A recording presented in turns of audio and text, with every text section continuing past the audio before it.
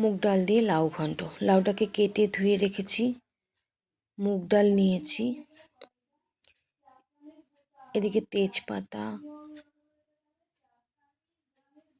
জিরে, শুকনো লঙ্কা, ধনের গুঁড়ো, জিরের গুঁড়ো, আদা কুড়িয়ে নিয়েছি আর কাঁচা লঙ্কা নিয়েছি। কড়াই বসিয়ে দিয়েছি, এবার মুগ ডালটাকে ভেজে নেব। এবার কড়াইয়ে ডালটা ঢেলে দিয়েছি, এবার ডালটাকে লাল লাল করে ভেজে নেব।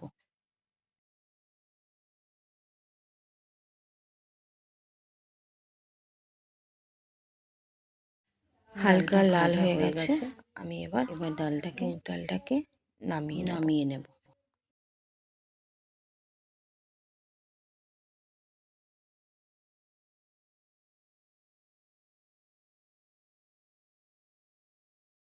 কড়াই বসিয়ে দিয়েছি, সরষের তেল দিয়ে দিলাম কড়াইতে।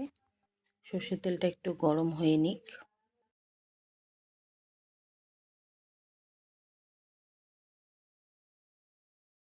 গরম হয়ে যাওয়ার পরে গরম হয়ে গেছে, শুকনো লঙ্কা দিয়ে দিলাম, তারপরে তেজপাতা আর তেজপাতা ফোড়নে দিয়ে দেব।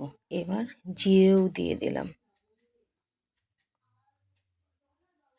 এটা যখন ভাজা ভাজা হয়ে গেল, এবার আমি আদা যে কুচি রেখেছিলাম আদাটাকে দিয়ে দিলাম। আদাটা দিয়ে একটু ভেজে নেব, এটা একটু ভাজা ভাজা কাঁচা গন্ধটা চলে গেলেই আমি এর মধ্যে মশলাগুলো দিয়ে দেব। ধনের গুঁড়ো, জিরের গুঁড়ো এর মধ্যে আমি এখন দিয়ে দেব। হয়ে গেছে, এবার আমি এর মধ্যে জিরের গুঁড়ো, ধনের গুঁড়ো দিয়ে দিয়েছি।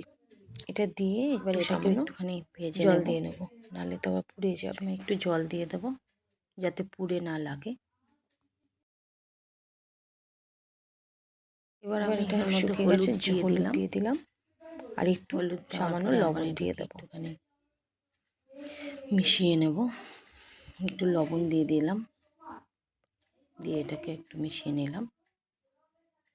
যে ভাজা ভাজা হয়ে গেল, আমি মুগ ডালটাকে ধুয়ে রেখেছিলাম, ভেজে নিয়ে ধুয়ে রেখেছি। মুগ ডালটাকে দিয়ে আমি একটু ভাজা ভাজা করে নেব। ভাজা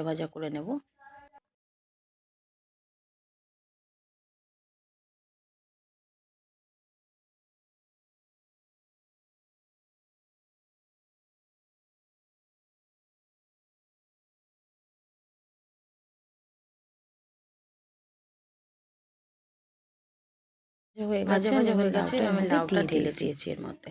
এবার দেওয়ার পরে দিয়ে মশলার সাথে আমি মাখিয়ে মিক্সড করে নেব, মশলাটার সাথে পুরো নাড়িয়ে নেব। মশলার সাথে মাখিয়ে নিয়ে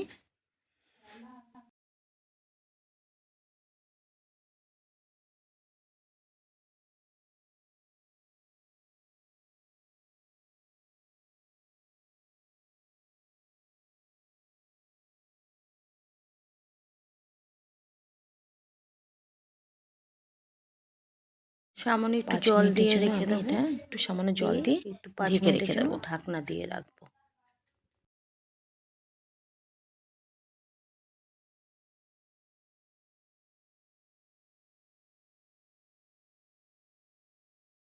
ঢাকনা খুলে এরকম হয়ে গেছে, সেদ্ধ হয়নি।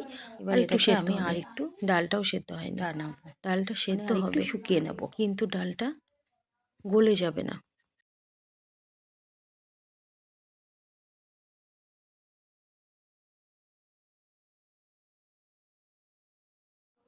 এবার শুকিয়ে নিলাম, হয়ে গেছে, একটু মাখা মাখাই হয়ে গেছে। এবার আমি নামানোর আগে সামান্য ঘি দিয়ে আমি 5 মিনিটের জন্য আবার ঢেকে রেখে দেবো।